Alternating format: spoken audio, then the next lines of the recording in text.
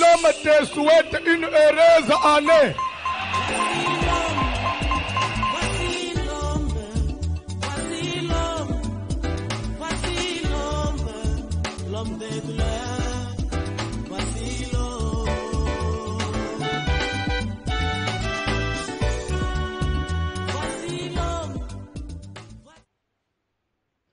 Nazo répondre mituna mibale à l'intention de tous les internautes.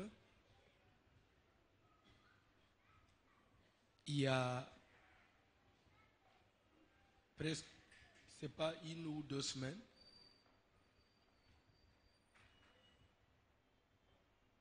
Maman Moko, une internaute, a benga kinga ya tuni, pasteur.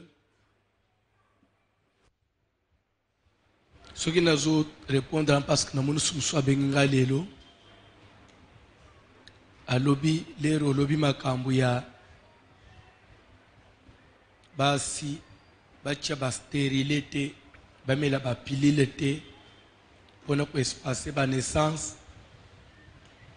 nous avons tongate, ce que nous avons soukawa, ce que nous avons salé. Et puis la Bible est l'ingité, ce que nous avons salé ni. N'a quoi répondre? Vous avez une réponse?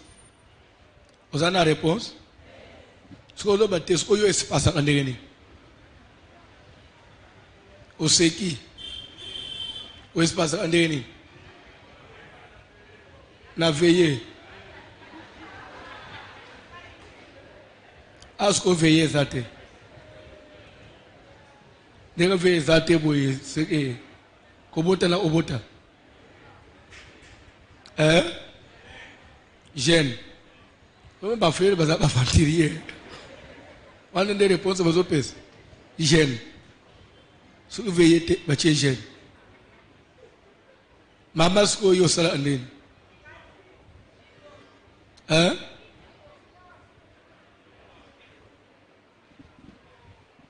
Réponse d'abord, avant Batunga, na bapili leya, bakoko na biso bande usaleni. Pardon? Pardon? Ce qui est au talibien, ndenga bino bokola, bino, et pas na bino, ndenga bokola. Na bandi unayo, ce qui est au talibien, on a un espace il y a 2 ans.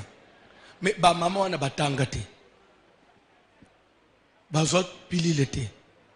Ah, ba tuambo abalik biso hein.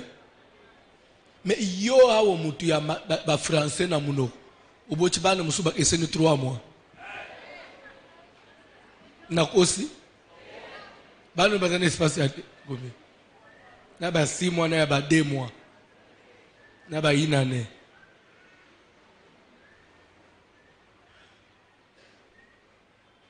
Il y a des méthodes naturelles.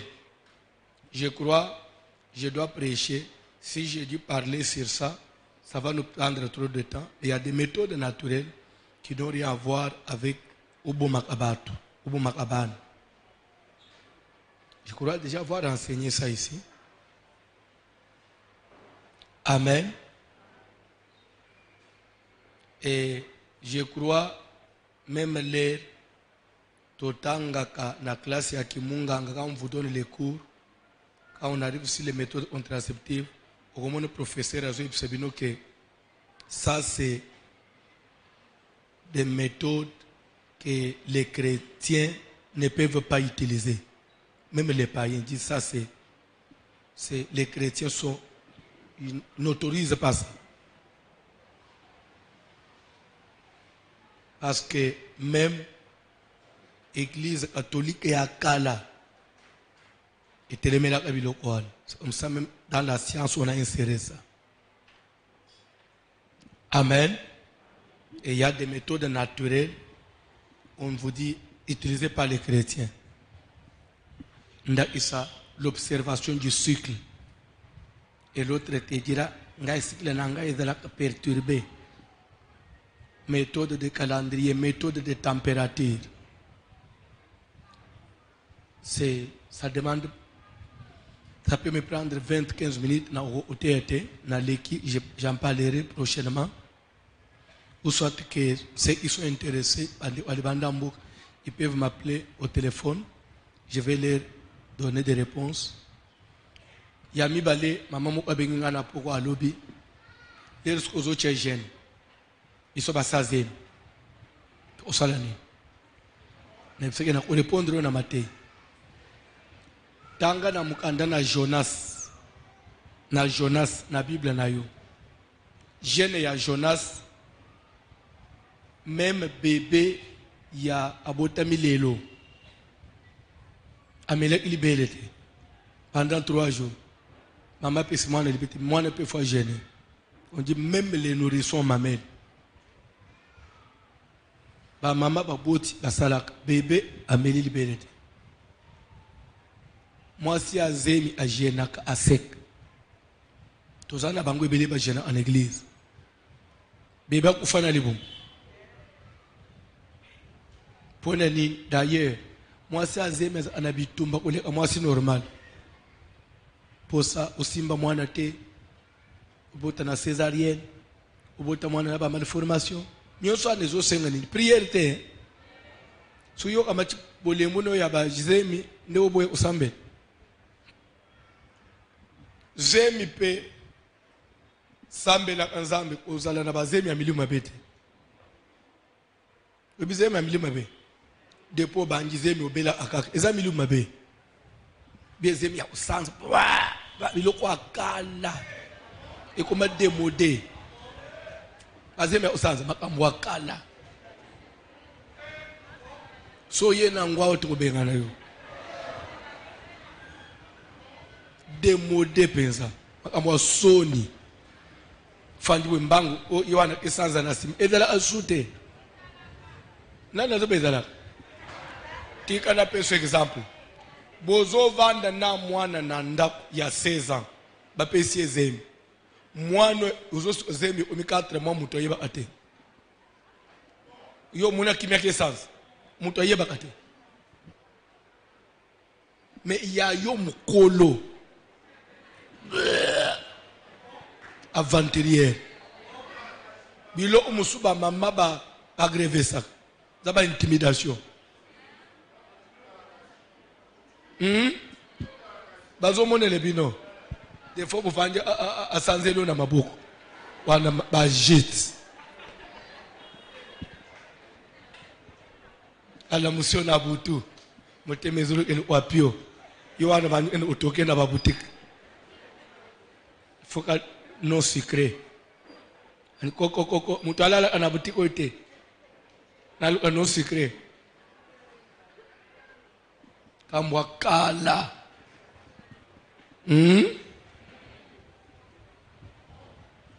Kola pambula bino.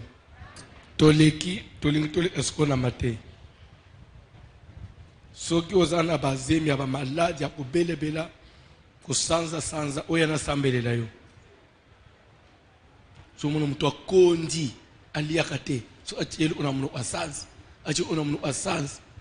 Utikalika kingo na libu mumneni.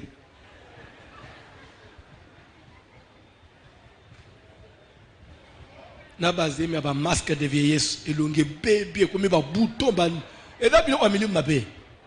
Je vous jure, il y a un assemblée là yo. Au moment où on est aussi. Il y a des gens dans cette église. Il y a pas d'assemblée les PC. Quand je dis ça, je ne blague pas. Les amis le mabe. C'est au bébé comme on dirait mutu musus. Au nom de Jésus. On a pas mindele pas ça ebilo kwa. Et pas tout le monde. Yo so mun mo sa mundele na zeme longebe. Milu mabe. Ba mari de nous. Tozoleka na liloba na Nzambe. Bazotangela biso la Bible. Genèse 41.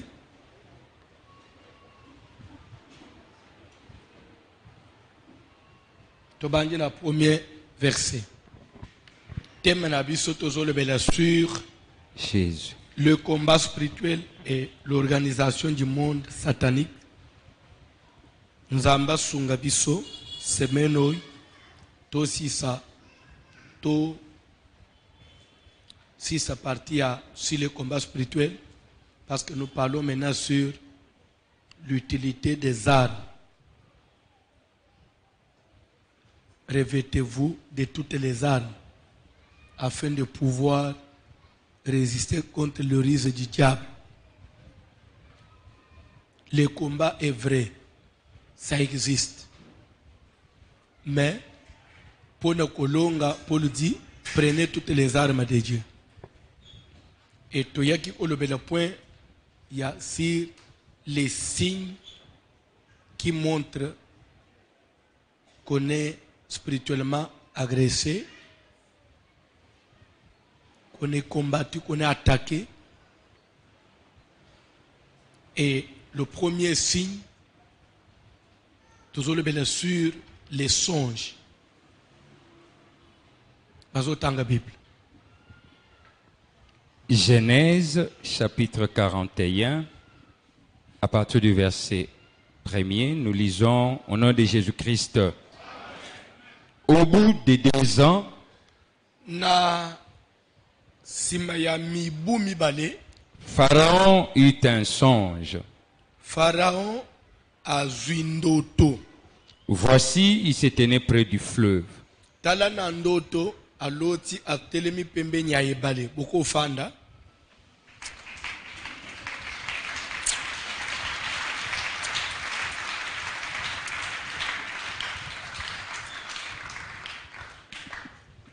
Omoni, avec cet enseignement, ekoki ko aider yo makasi. Ne fût-ce que parce que interpréter les songes et pesameli mutu nyonso te.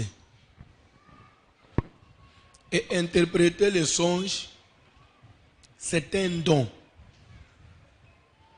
Ce n'est pas une expérience. On n'interprète pas les songes par expérience, non. Wanande okubima mbikudi. Ubi obimi chef coutumier oya mboka wana. Obilo ake. Oloti nini? Oloti makali. Ah, makali za botutu. Oloti nini? Ah, sokoloti maki. Eza bénédiction. Sardine eza bénédiction. Wana eza makambwa coutume. Oza l'église, mais ozo croire na coutume. Okomona nzambe te. Soki olandi Pharaon aloti ndoto. L'air absorbé ndoto. Na façon Joseph façon interpréter, vous trouvez que na ndoto wana elo ya mutu akanga ke so omoni nzete lingi olobaboy.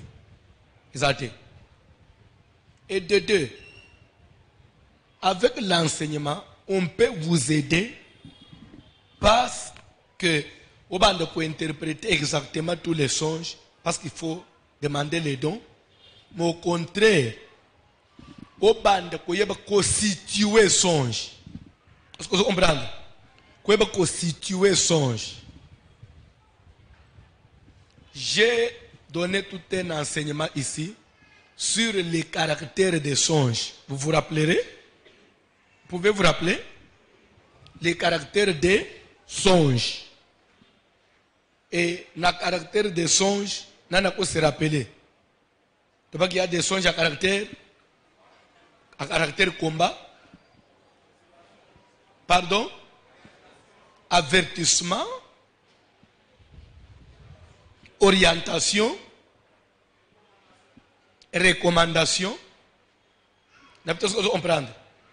On n'a pas besoin de l'interprétation du moment où peut-être au cause de la namboka moko.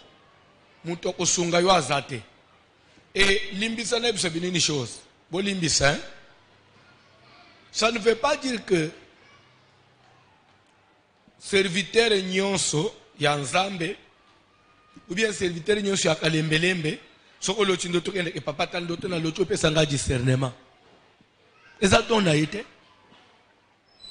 Mais au contraire, Nandoto, tous en a besoin de caractère.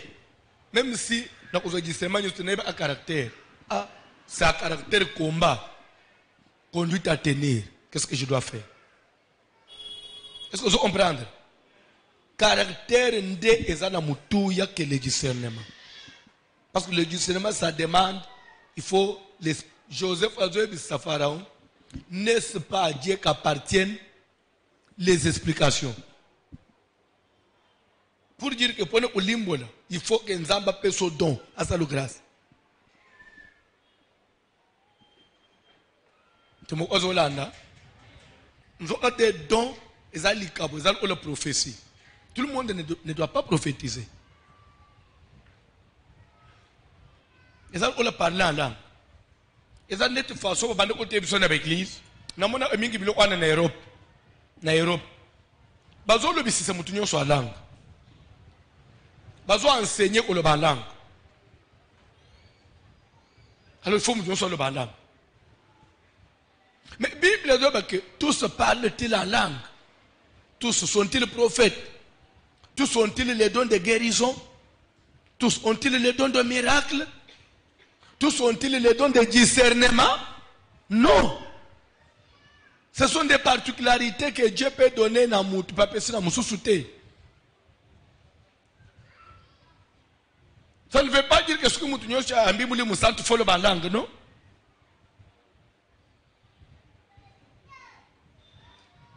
Mais peut-être aux Hollandes. Pe langue ni nos olo. Bara. Nde langue ni. Soki batunyo la langue des anges. Yo kende na lolo uchibanji bazolo bali boso nzambe bara. Ou bien l'air ba ange ba ye inanda kwa Abraham. We biteke ba ange bale efufu nanda kwa Abraham. We bia gute. We biteke ba ange ba utana na ba Pierre azo sambela ange bimele. Corneille nanda una ye ange bimele ayete. Pour tinda batu bakende uluka Pierre. Azola anana. Les anges ont karabashi karababa. Atuni connaît atuni ni langue na biso. Ange le baki langue batu bazolo. Pourquoi bazo osebino na amana Nzambe? Langue des anges zawa. Et au komituna batire le kwana wapi? Les langues des anges. Na 1 Corinthiens 13. Nde batu baza usakurushi na langue des anges. 1 Corinthiens 13 est le banin. Amen. Batanga muke. Rapidement. Dans le premier verset. Quand je parlerai les langues des hommes et des anges, Vous comprendre? si je n'ai pas la charité, je suis un airain qui résonne ou une cymbale qui retentit. Et quand j'aurai le don des prophéties, la science de tous les mystères et toute la connaissance, quand j'aurai même toute la foi jusqu'à transporter des montagnes, si je n'ai pas la charité, je ne suis rien. Stop. Vous comprenez? C'est une façon d'exagérer. Oh, Paul Ozobo. L'air na ozala na kondim. Yanga elekiti et comme transporter na ba montagne. L'air na ubanda olobandang. Na lobi ya batu na ya ba ange. Ce qui n'a pas bolingo. C'est une façon d'exagérer. Mais ça ne veut pas dire que quand toi tu parles en langue, toi tu es un homme. Parle la langue. Karabashi karababa nini. La langue des anges. Vous êtes aventurier. Non, beaucoup c'est quand même, c'est le terme que je peux dire. Je vais utiliser quel terme à la place. Vous pouvez faire un terme, peut-être vous avez trouvé cela fort. Donnez-moi un terme qui est un peu facile. soit vous êtes audacieux. Vous êtes un audacieux. Parce que, tant que vous cantez dans la l'air Saint-Esprit qui est dans la Pentecôte, vous ne pouvez pas faire la langue. La Bible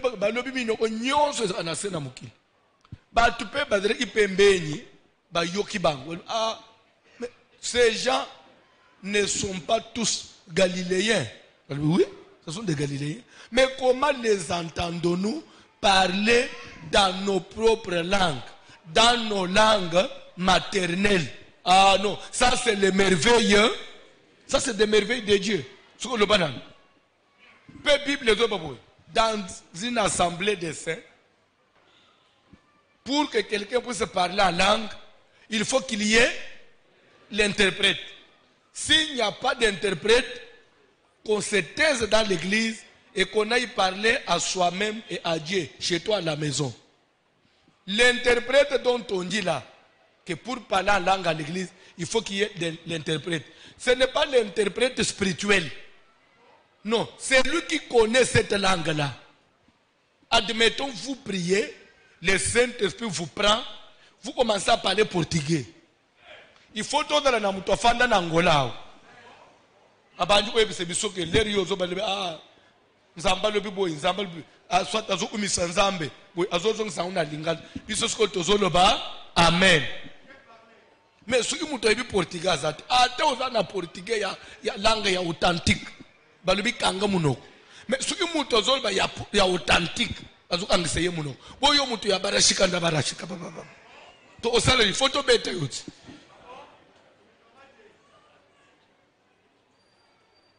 So okoti dans une église où tu vas ventire wane bima soit ba mela kajamba ba église bele bazo mela jamba na banza amen.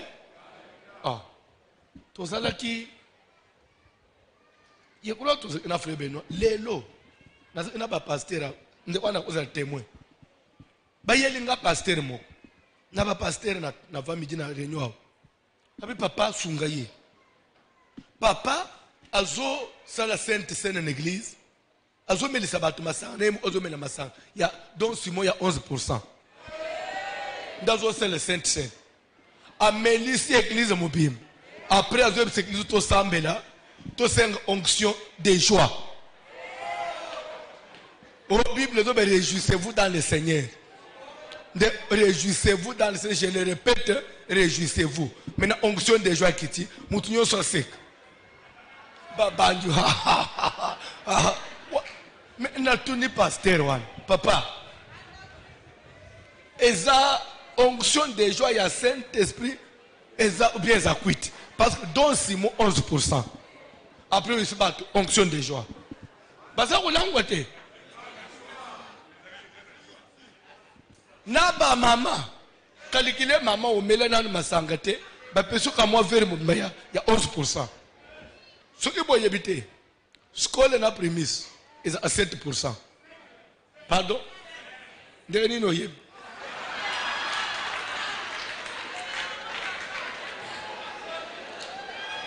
Ate bako ki pe ko yeb ezali sumute. Ba uti na lola te. Ba utana mukili basiba bongola motemu. Poni boy. Ba botama ba chrétien après tout. Amen. Basi batika. Bolobi 5 calculer 5 wana batu balangwaka. Mais soko pasteur na bandi mbabet 11. Mama tikale omelete abetika moi vers mobile. Soko pasteur a PC requête 5 onctions de joie. Pourquoi? Parce que la Bible dit réjouissez-vous dans le Seigneur, je le répète, et juste église babanju oseka mutu nyoso na mabele ha bazobeta na boy nini onction de joie na tout ni bande. Est-ce que papa tu dois faire ça? Au pasteur c'est la parole de Dieu. Oso défendre.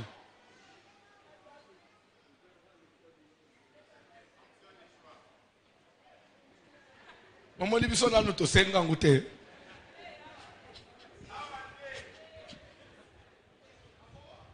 Onction de joie. Ah.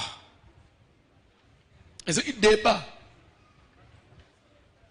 Il faut défendre peu. Amen. Église, au moutignon so à le langue. Ils ont aventure. Et l'eau on est l'eau ils ont don. Peu ils ont. Et qu'on peut se mettre na oi, peut on peut se mettre na oite. Peu Bible zoloba. Soki ozana don ya parler en langue. Sambe la nzambe o ya pesio oloba portugais wan. Oko sambe la paye. A peso même pe grâce à interprétant. Yomo olobi portugais après ou interpréter en même temps. Tu peux le faire. Ou soit ce qui yomo ozi grâce à te so mutu ayibi munokwana asala nini asunga bato. Ndenge na discernement des songes. Ce n'est pas donné à n'importe qui. Et ça, bilo tobande osala kalate kende pa ko konabino alimbo le londo toan. Babilo utobazo inango so ilis ya mwase betio c'est que si tout ce eza se eza sangwaliwa. So eza likolo c'est ba otonga yo. Bibilo kwana. Soki ozo bimana tongo ukutani na mwana mwasi nzeleza biente. Il faut utana na mwana mubali. Et souvent soki obanda kobota mwana no aliboswaza aya mwasi. C'est ozo bima il faut utana na mwana mwasi. C'est nzeleza bien. Soki zande mwana mubali c'est que pour mwana no aliboswaza aya sexe nini.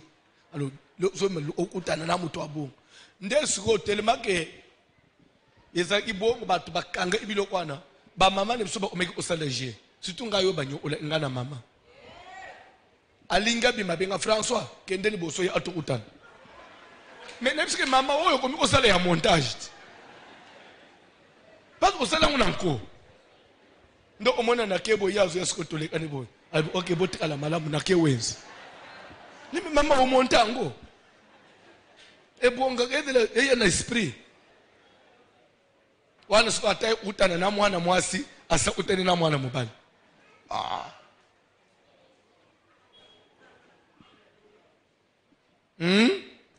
ngai lokolo na ngai esimba atesuki nazo bima na utana na mwana mwasi liboso kolo nangeza ayabane mibali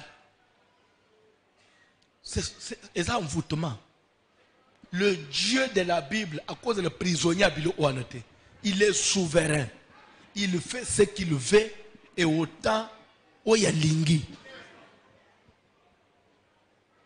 Et Bisopet Odeba prisonnier Abilo Ouanate. Oloti moto. Moto c'est le jugement. À tous les prophètes. Ce qu'on a interprété par vision bongo. Aux prophètes il y a coutume.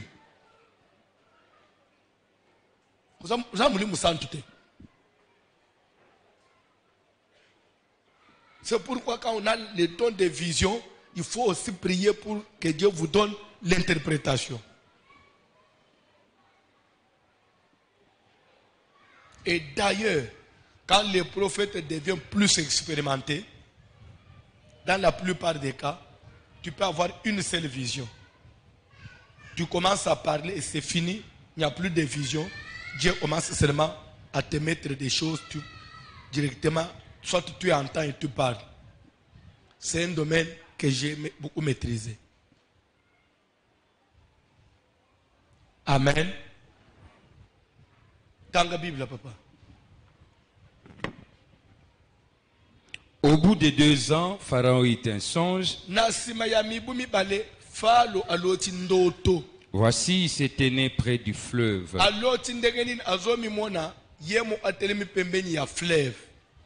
Et voici cette vache belle à voir et grasse de chair.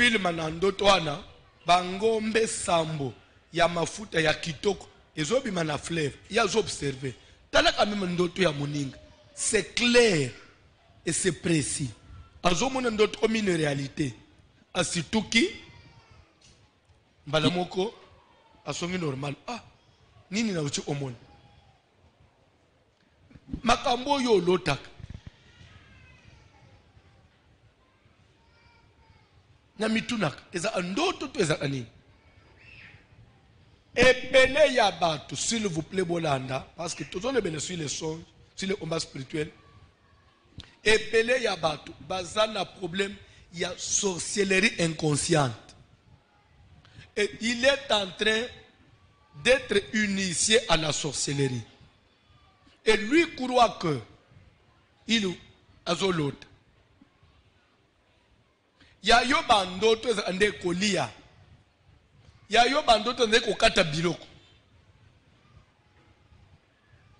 ya yo bandoto eza nde kobota nde wewe bisa batu ke na loti ndoto nzamba lobeli ngai so lero ozobota eza nini message nini eza songe na caractère nini ya maternité ebele ya bato basengeli kolandela bapongi na bango Bible ezoloba mon peuple périt faute on dit mon peuple ça dit peuple de qui de Dieu mais qui fait quoi qui périt tu peux être peuple de Dieu mais appelé à périr ya nzambe mais osali nini okufi mais pourquoi okufi et pourtant il y a un peuple de Dieu okufi ce qu'on pone nini par manque parce que nous évoluons dans la même logique Bible ezoloba boy mukolo wana ebele bakolo banangai nous avons prêché en ton nom nous avons fait des miracles nous avons prophétisé nous avons guéri des gens je leur dirai retirez-vous de moi car je ne vous ai jamais c'est-à-dire que les bango babande au salé biloko wana pour babi mabaye bise yesu que j'ai fait ceci en ton nom c'est que azana confiance que na salé nzambe mais nzambe na soka lobi na yeba nga yote c'est que bakusutu ande jour wana ke bango ba yeba ina nzambe te so ba usale nini jour wana parce que ça déjà mon olosuka keba ndoto ya mutu est une réalité spirituelle ndoto ya mutu est même état d'âme ya mutu ndoto ya mutu est quand même bande utikana biso une chose pour être sauvé tikana biso c'est entre nous tu peux aller vérifier dans la Bible pour être sauvé koyeba ke naza sauvé oui ou non et poser la surprise te ya ndengo to fanjawa oyebi teke oza sauvé ou pas so nzambe yemu onda yebi jusqu'au ko ufa ndesko zo zela naza otenini te na sauvé pona ekota bien na sauvé te eza kabongo te celui qui est sauvé akoyeba pe azana nu na bomo yebi et je suis sauvé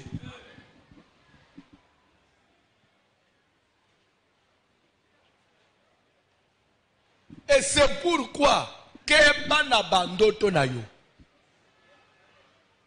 ndoto elobela l'esprit de mulimu ya mutu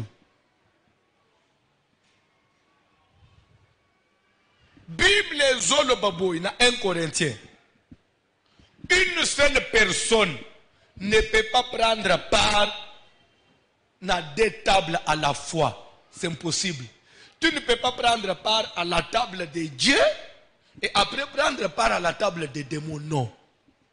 Soit vous êtes des dieux, soit vous êtes des démons.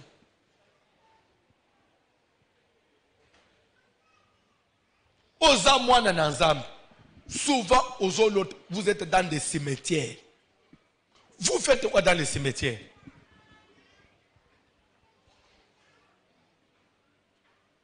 Et l'endez bien, parce que nous parlons des caractères des songes. Ndoto ya cimetière, la plupart, tu te rêves, tu es là.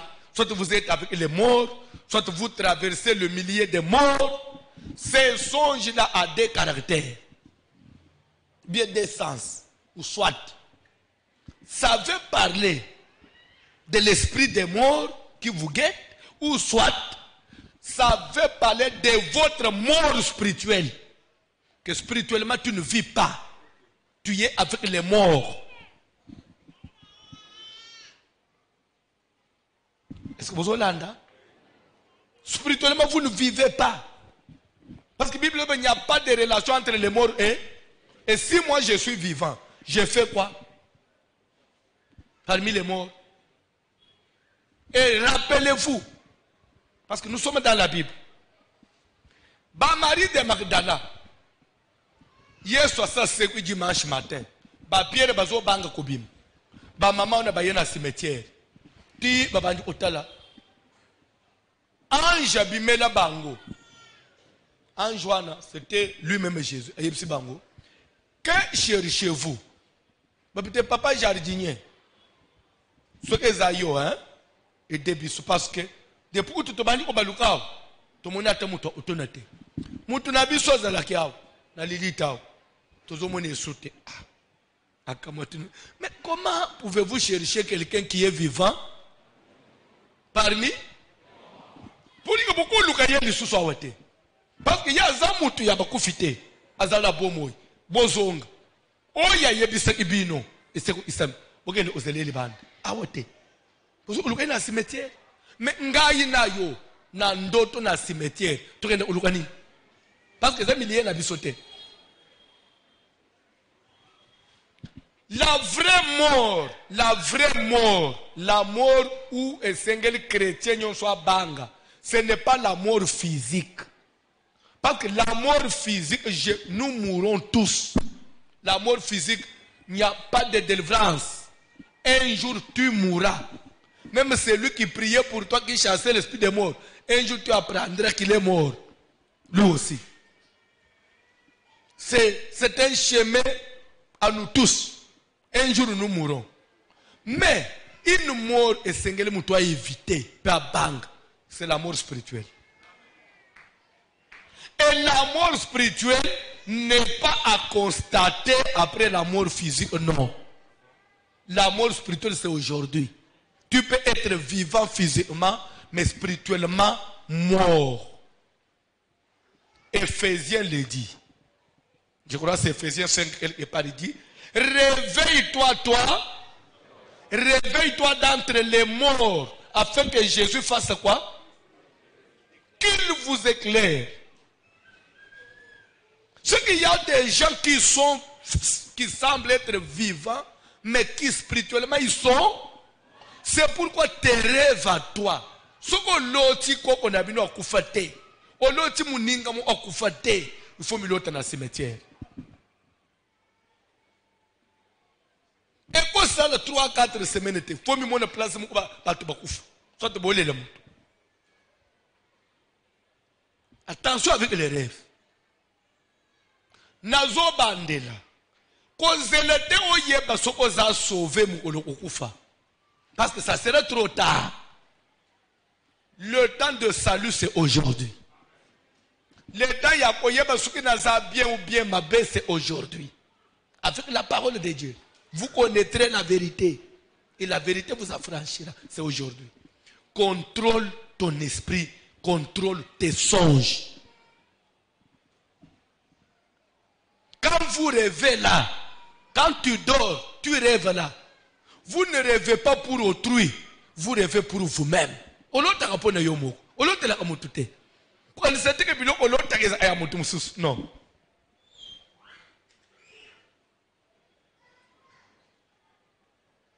Oyebi Nebuchadnezzar à l'autre. Ah! À comprendre. A bengi Joseph. Joseph a dit, a bengi Daniel a dit. Daniel a dit, ah! Sa Majesté vit éternellement. Bon, c'était leur façon,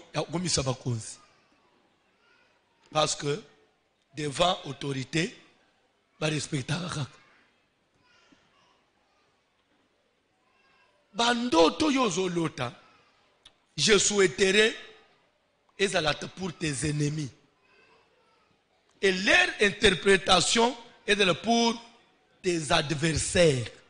En d'autres mots, lingo le et simbi na yote. Na eta na yo et simbi na yote. Na quoi me quelque chose. Na niveau to komi na nzambe biloko yo lota ke simbi na yote.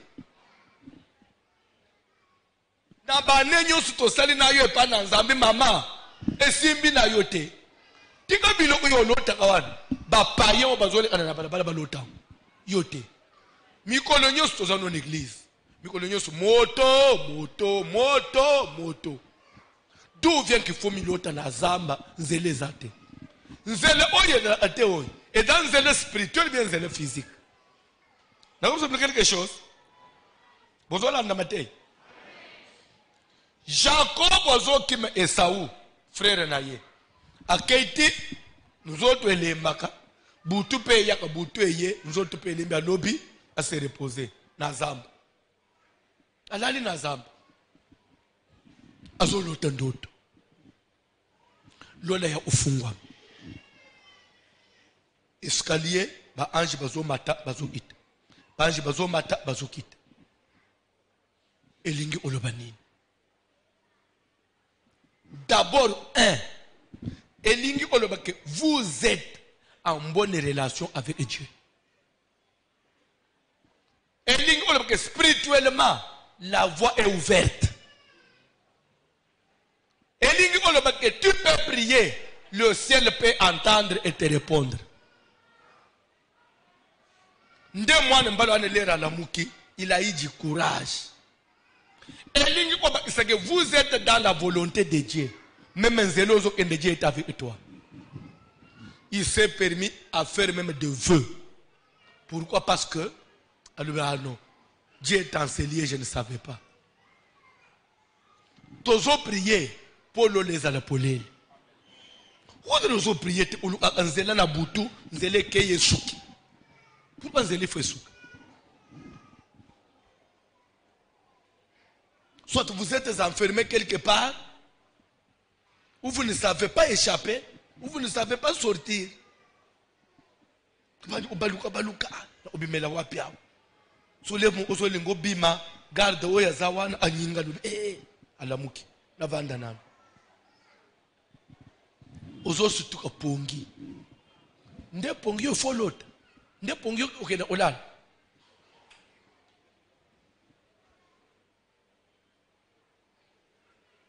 Oyo mona omuntu nso azolala bazo étrangler yo. On a dit Jésus. Alamuki. Abani obete misu. Ozandoki, ochikoloka. Bosse kate je suis sérieux. Ochikoloka.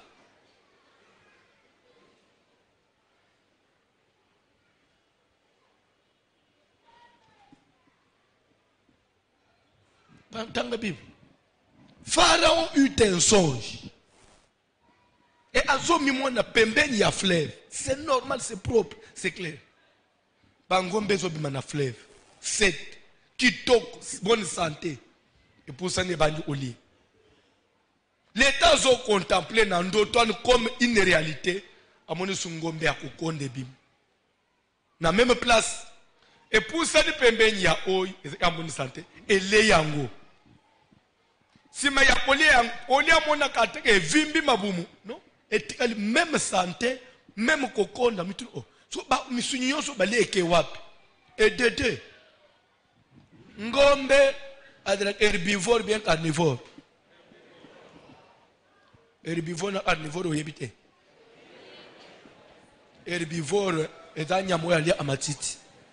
Carnivore nyamo ya lia amusuni. Lokola mbwa aza herbivore bien carnivore. Ah, parce que yo tu es herbivore. Na verset ni tokolunga place wana te bokomona ngu simple mais naza enseignant na ebelo na salle biso nyonso tozana mito andenge moko te so herbivore nini sus bana te yaka ko mokololini ozo ate bazo na chinchin herbivore kichinyi kabise eta mama to avancer.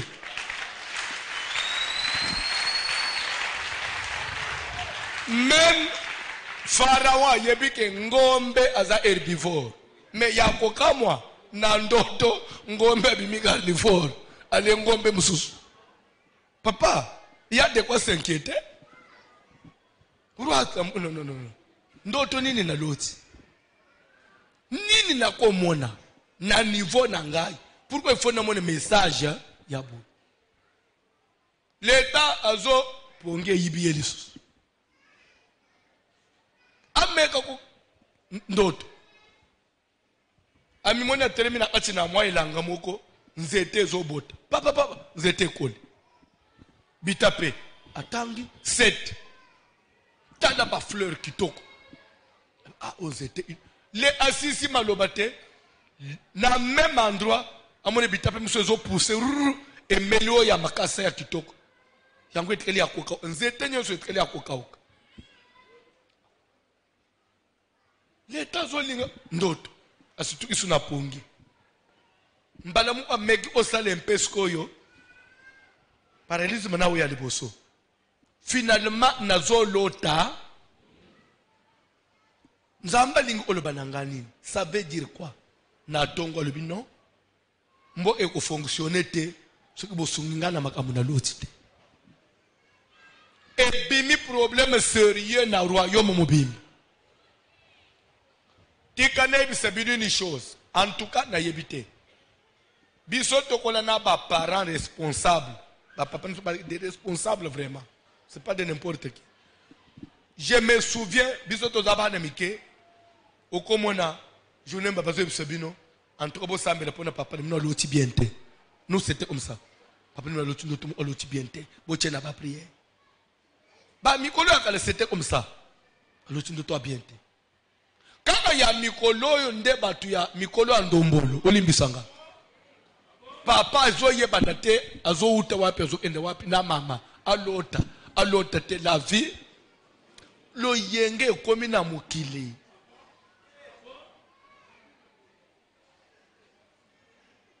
lo yenge ekoti na mokili s'il vous plaît mais souci ce qu'on a besoin ekota na église bongote. Un chrétien, c'est une personne avertie. Un chrétien, il contrôle les signes. Chrétien, il faut contrôler les signes. Parce que Dieu parle aussi par des signes.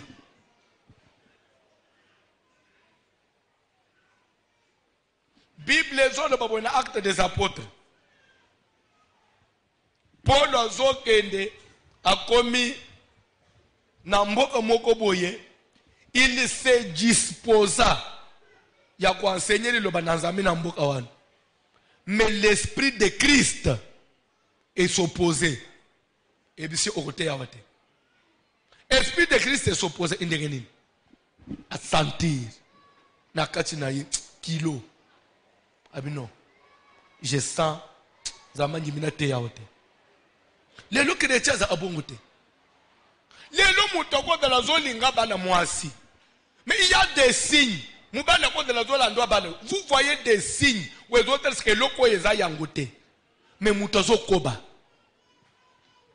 Lobi souffre.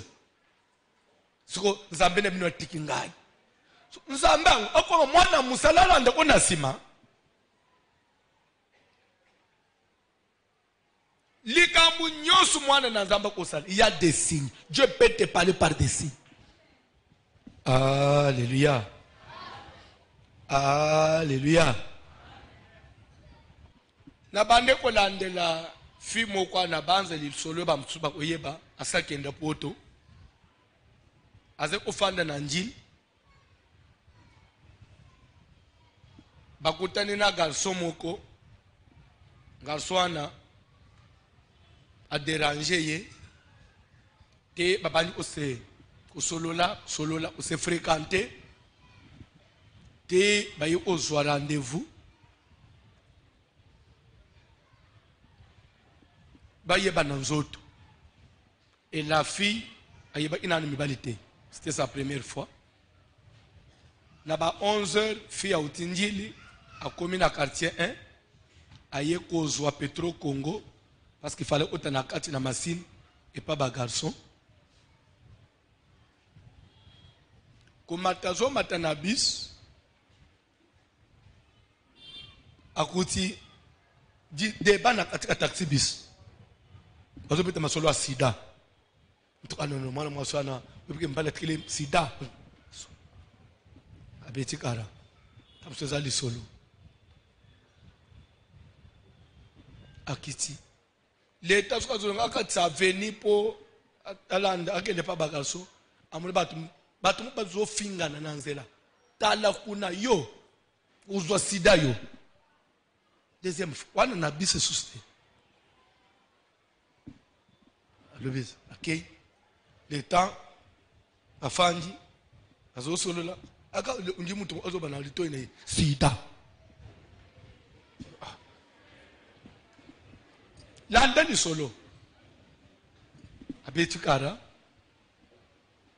babimina mwana mobali quelque étape zonga na nzela azobima na lupango akatsa veni boye amoni fimu azoya le kisiko ya garçon ana fiancé ne wana mais yo mikolo na mono zolanda nde unabiso mingi keba bosangisa nzoto te nde unabiso za amaladi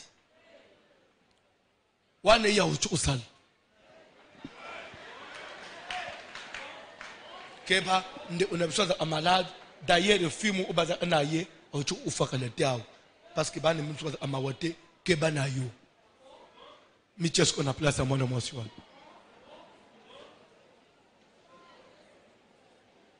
pardon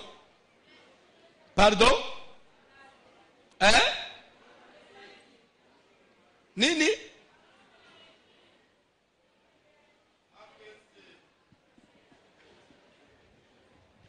mwana mwasi ayo unjire makila na mai esangani na zoto azongi mbala mu na lupango yo uza amaladi nana lubina yo le ino ibsanga uza uvi na fimuko akufa imaladi bongo sikoyo su ya ufa imaladi bongo su ngapena zana ngokaka olingo beza ya solo fianga ufa oui mais pourquoi ça lingabo boye le nanga ibso pona nini ndele posi yo siangwana fia lungwe kunamba ndelere ba numero ba pasteur ya anamutu mais so azui dim numero ba pasteur ya ate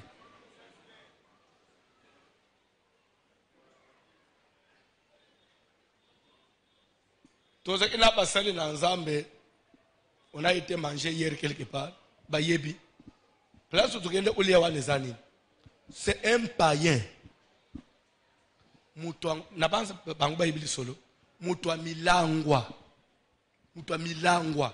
mutu aka na quit aye nde onaye ndaye naye pasteur j'ai un dossier mbo onangeza bloqué des mois et des mois sambel na quit nzambe sali en tout cas fukam na sali prière nde kwazo telem lobi na tongo mutu anazo benga ye ya ozombongo na yo akombo $30,000 alanda lisolo ndezo sepelisa ngate yozo chabo déjà na 30,000 ngana za na combien nazo yango te nde kwa ke allié à Silisi asali pe bambiance pouf dossier mususu ye ya mbongo albi et bloqué les sous abi voici l'homme soka sambeli et débloqué mais il y a liboso na pesa qui était nzambe ako bon aluki mbongo ndi afuti abe invité biso toliana abo mangami suna prier par le papa limbisanga na liaki dim en tout cas naka ule di mwana te pombo mwana se bungaki zambe na yo te yambalo yo boliana yambalo na zo yana l'air 3,000 ezekina maboko na yena mutu te na yena mutu po dossier mususu ekangami lisusu biso bayeba biso katangwa pasi wana nde utina alo pase nazo benga na system ina uzwa yote ya dima we insista kate yazi obe ngamba le mu ele ite tam se za volontaire nzambe na pesa ngote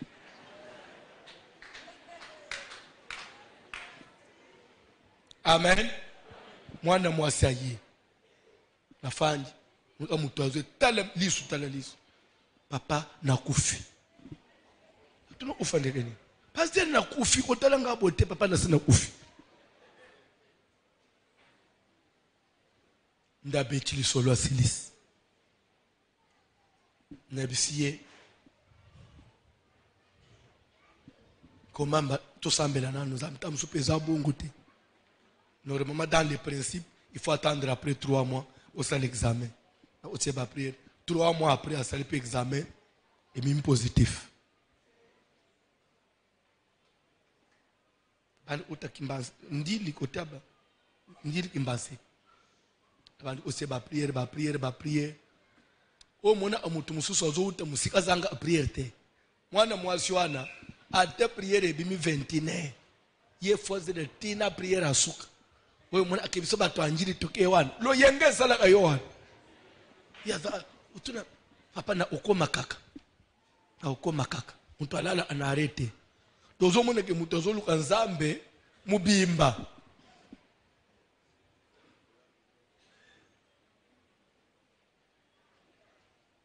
gloire à Dieu abika na ye pe akende poto pasa bala zana bana abenga kape na batu batinda aba ofranda oui pe garçon anakufa mwana bala anasakufa ndoki wana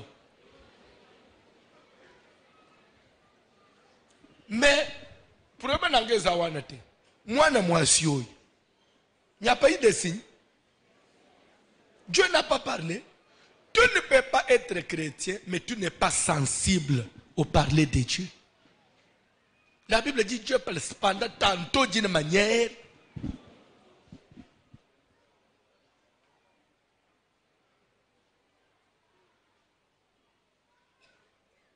Ndoto.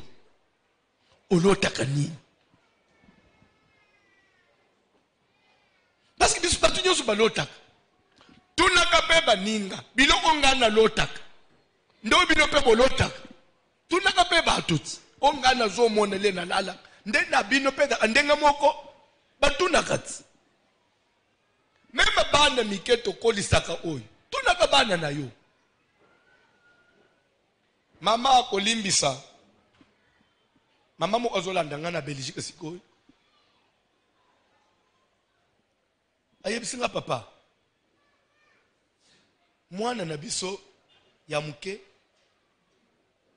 Azomona ba biloko, azomona ba image na chambre. Komi ko troubler ye.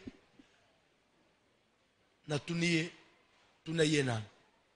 Komi obanga banga mwana yemu obanga ulala na yemu des fois kimi aye ulala kolanda bino na chambre.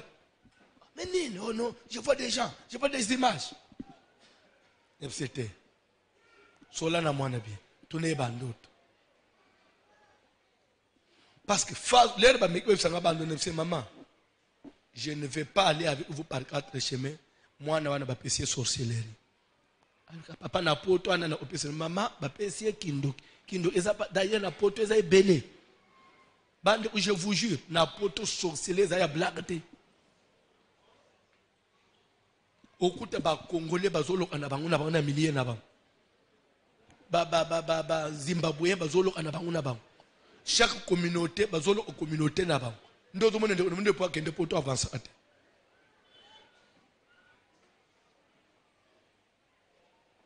Eza net na États-Unis na Charlotte. Ah.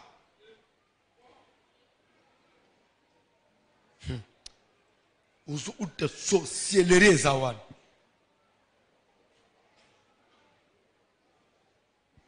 Parce que Charlotte est plus dominé na ba Congo. Parce que ba onde ba kota mingi na mboka wana.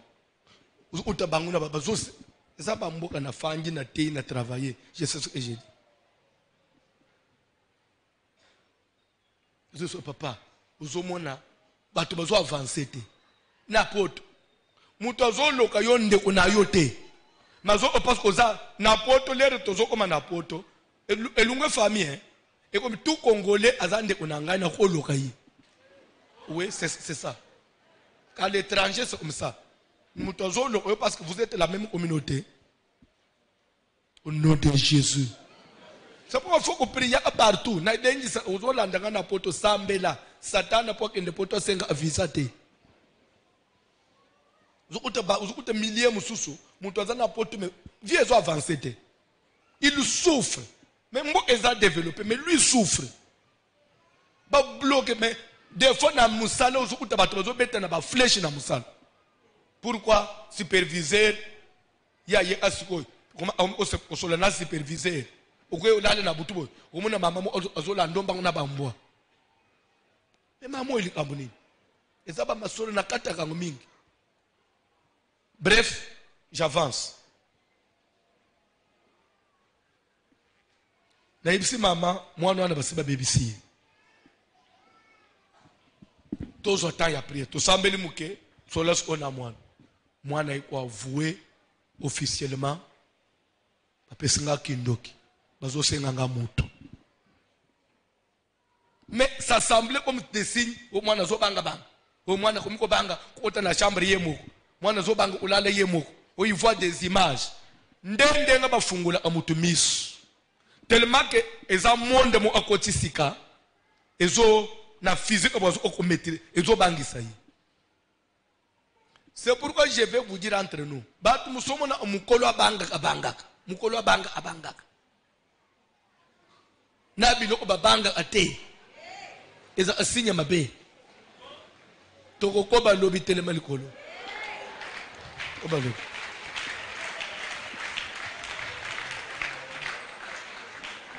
Mukolo abanga abanga. Soso ya bomoyi. Ya koko bomba soso te. Na koko bomba soso te. Te babu melangai. Tabenga mwana mbale ko bomela ngai. Webi pourquoi azo banga ko boma soso ya bomoyi? Parce que na butu na kindoki. Pona ko boma bato, babongola amutu soso, babongola amutu ntaba. So azo banga zo mona ngulera zo boma soso, longira zo sa la réalité ya ambasa na butu. Vous me donnerez raison na makamuna zo loba. Keba. Keba. Ba mikolo sengeli wo banga kate. Yo banga asoso. Soki ezane loko esengeli ko éviter na vie, c'est la sorcellerie. Tingana c'est une chose. Milliers nyoso bato ba fanda, il faut développement ezal. Ce qu'on dit lelo Afrique se développe c'est la sorcellerie. Pourquoi c'est là nous-mêmes l'état na ninité. Bovandi na lupangu ba porte belé. Ozotala batunyo su vika ya passe bimba na lupangu wana. Batunyo su ba se plaigne akaka. Muto avance kazate.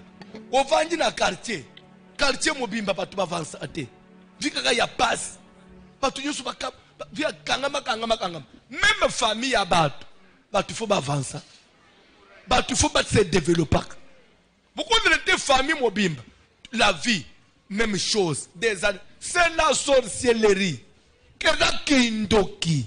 Bima na famille wan. Kende ko lukate bisika ufutele yo moko.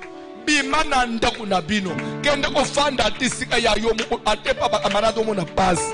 Bible dit que mieux vaut habiter les toits d'une maison sous la chaleur que ko fanda kana ndaku oy. Bomo yizate. Po tomate zana liya non. Bima. Tina moya lelo. Ya binonda. Suki bakoti. Congélateur. À 2 minutes. Moteur eziki. Bakiti. Etobo. Bakoti ba chiffon. Ndako ezo lumba solo. Ovani na salozo solo. Na moya lelo 21e siècle. Bino bozana na niveau 1. Alléluia. Jésus. Alléluia.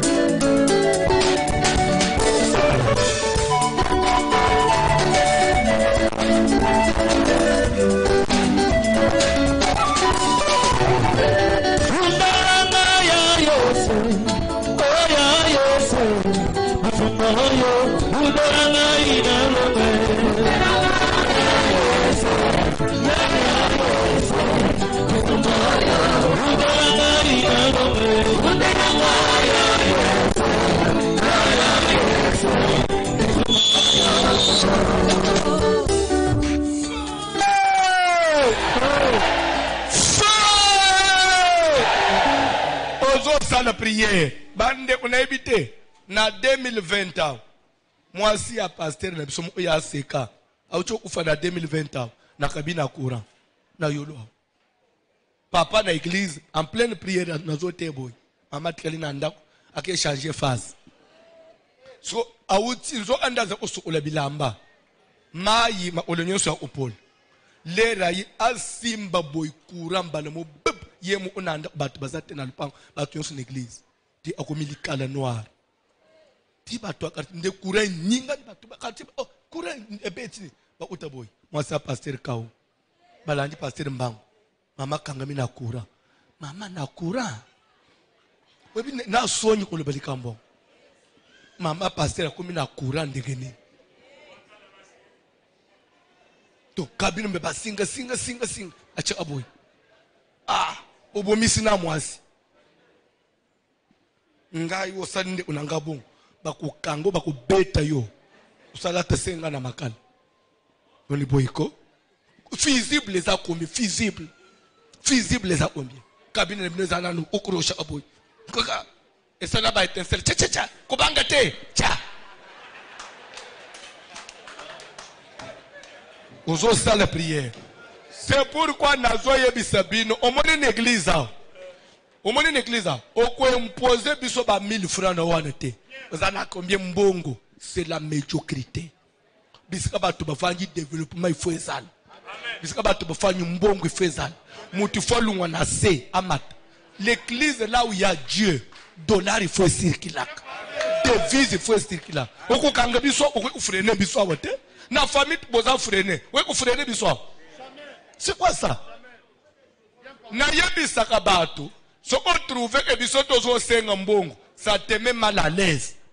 Pour tango. Tu peux sortir même maintenant. Kende place yo ozala à l'aise. Là où il y a Dieu, il y a la vie. Et bongi penanda unda bino pe bo fangi boy. Sakalo sezo kota. Car toi sous oh non, baza orgueil. Basumba asaka mobimba masango, c'est l'orgueil. Qu'est-ce que vous appelez orgueil? Pour toi l'orgueil, t'es toni anasakombi. Moto kindoki.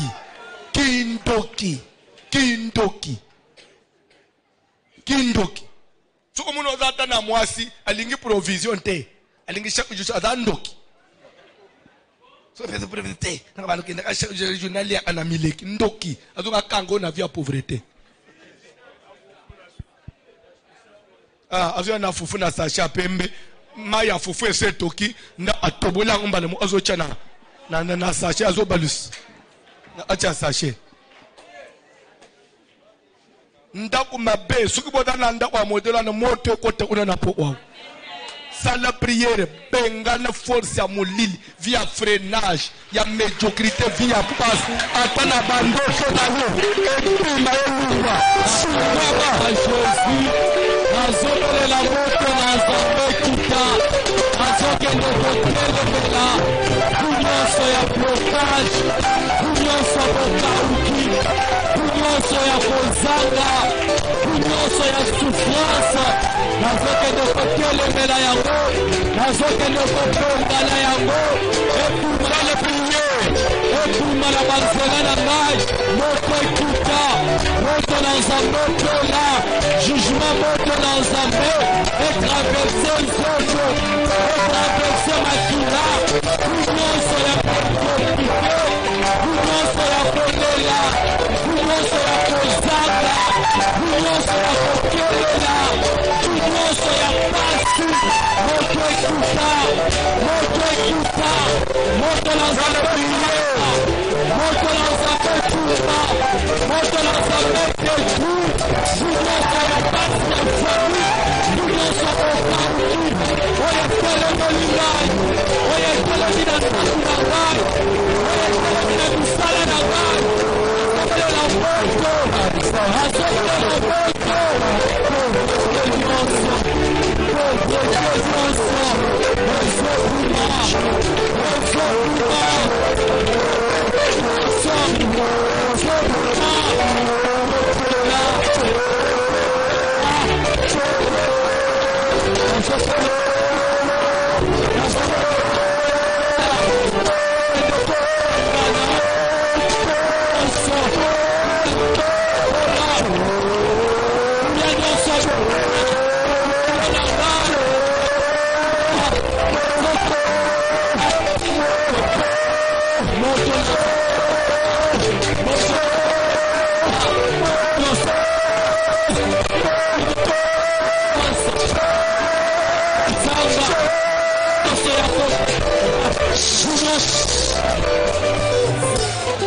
Kamata no kwa mobali. Quel ola moto. Sala prière. Bandoto na yo fungwama. Bandoto na ezala clair. Bima na confusion ya bandoto.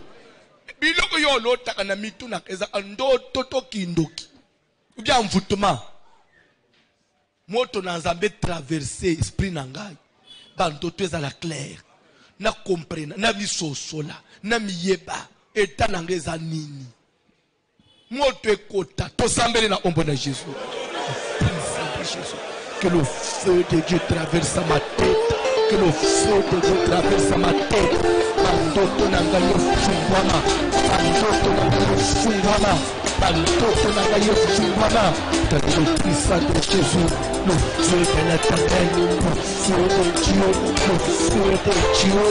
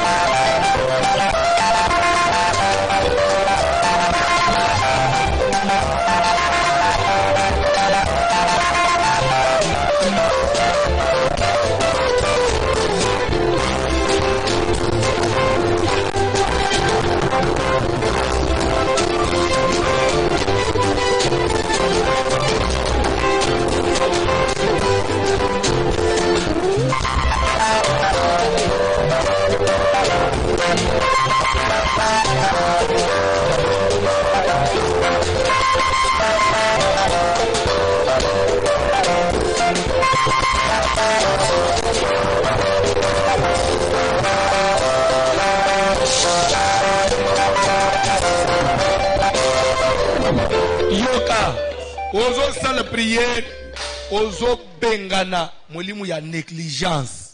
Des fois, on néglige. Vous savez, c'est un très mauvais signe. La négligence. Des fois, vous me mettez moi toile d'araignée na quoi yanda na ulongol, et bien tu moi. Moi bilamba mu otobo ananda na otumba, et bien tu 2 ans. Ça bien te. Là, on est bien dans la milieu mabé. Même dans la chambre. Ça, la prière, négligence. Même dans la cuisine, place aux eaux lambel. Et ça, salité, mais c'est quand on va coucher, on va m'afouta. Libo ka botu te la biloko. Libo ka comment obota mafuta.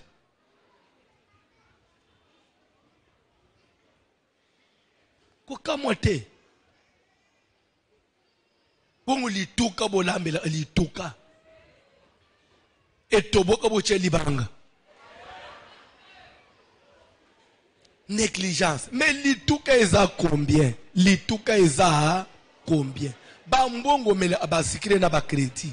Lituka eza combien? Négligence ezo otaponeni.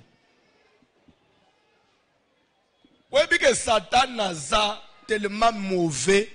Satan a koko simba yo ozomona muto komiko négligé na ba sous-vêtement na yo. Ti esenzu me na osomba. Mais ozomona libanda propre. Feu!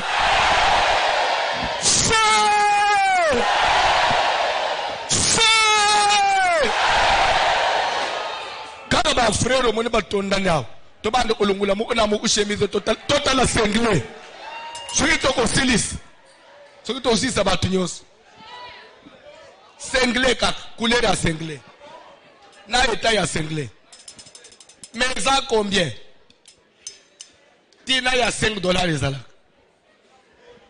pardon na ya 2000 mais yo zana chimwa elo onovan onjine ba uchiko le ngona muno kwanta esimba asufere te e koma mulaye koma anabashelu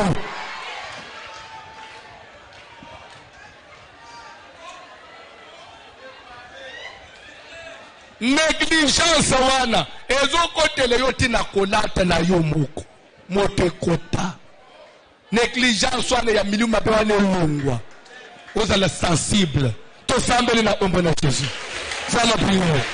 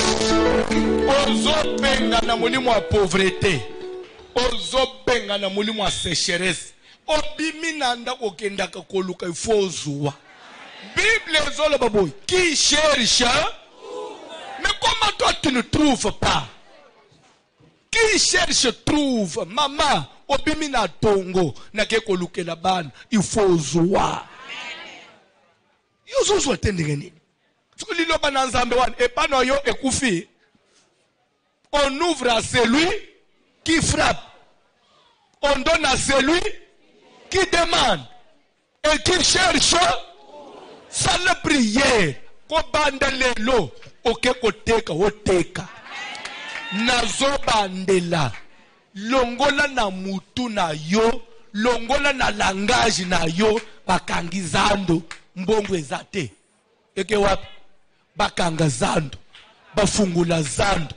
Les gens construisent, les gens mangent. Crise ya Covid ou pas, on fait les mariages samedi, tina vendredi, mais que ma bas les Jérusalem. Parce que crise ya Covid na yo, zandong bakangeli yo. Quand confesse abilo kwa nete, bisoto njimeli Yesu Kristo. Il faut simbambon. Bengana bubola, to sambeli la ombo na Jésus. Bengana bubola.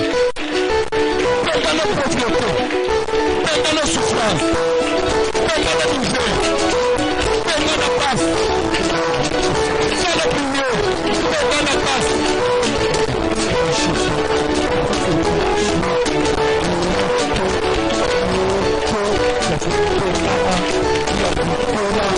La passe, la souffrance, la misère,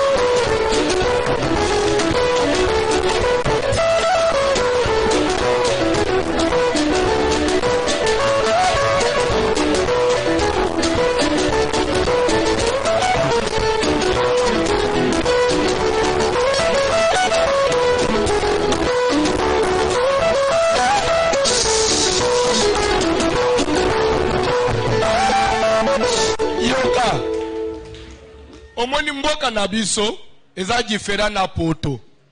Poto cash, mbongo cash emona na kate. Tout eza monnaie virtuelle, ça se passe que de compte en compte, de carte en carte, mais chez nous c'est la liquidité. N'importe ce que bien. Zo on a atek le pangone na 1 million. 1 million na ba pesier cash. Bazo tanga bazo akanga. C'est que na batu bazo simba mbongo na mboko. Et comme nde pa na yo, nde Congo eza na passe. Au nom de Jésus.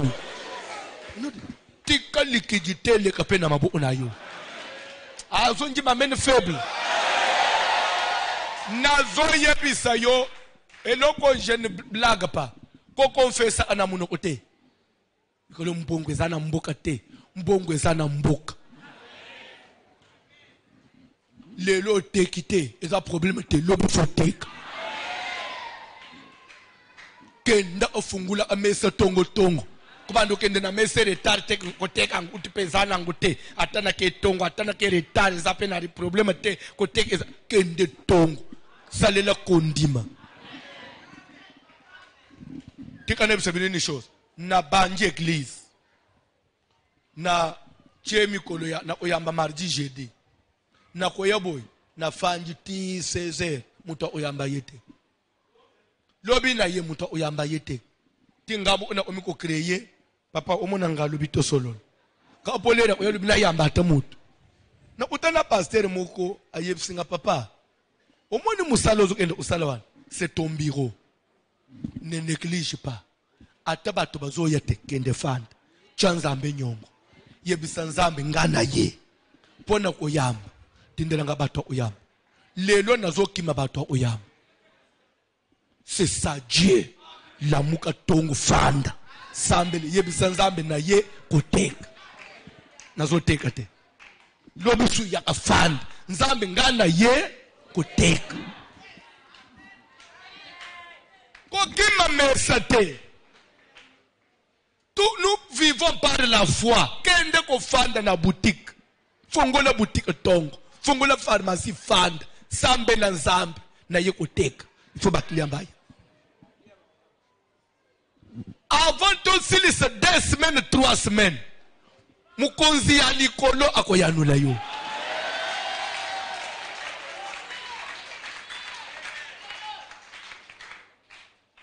Ozo sale prière. Ozo sale prière. Ko échouer na vite. Parce que moi ton père spirituel je n'ai pas échoué. Ozo échouer na cause nini na raison nini. Ma benini yo sali na mukilo yo ekolimbisa mate. Yebisanga infraction yo zanango oye kolimbisa mate.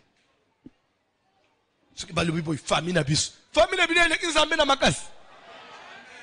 Kindoki. Bantu nyonso bazotonga ba immeuble lao. Bantu ki bazana ba famille na bango te. Me yo kuto yeti na epana Yesu dali kola milimu nyonso. Me ba paye bazotonga ba immeuble basambeli te. Bantu ki bazomona bango. Bakangi bango. Kaka ngai mutu nazo salela nzambe nde bantu ifo bakanga na maboko. Nga na ko réussir.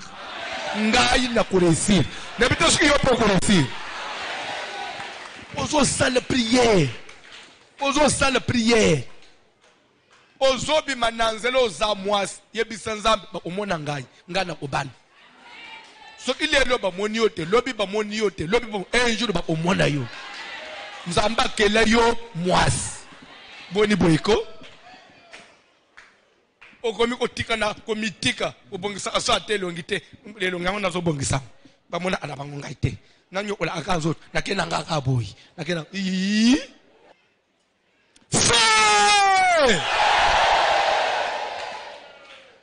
Tellement la passe, tellement l'échec, tellement la souffrance.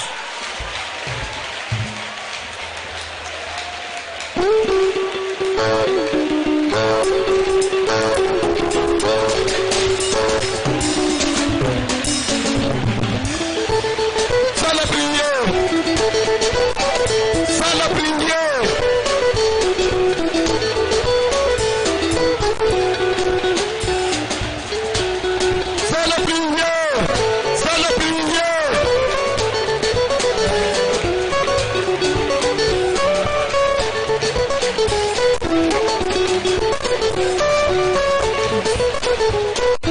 Thank you, Jesus.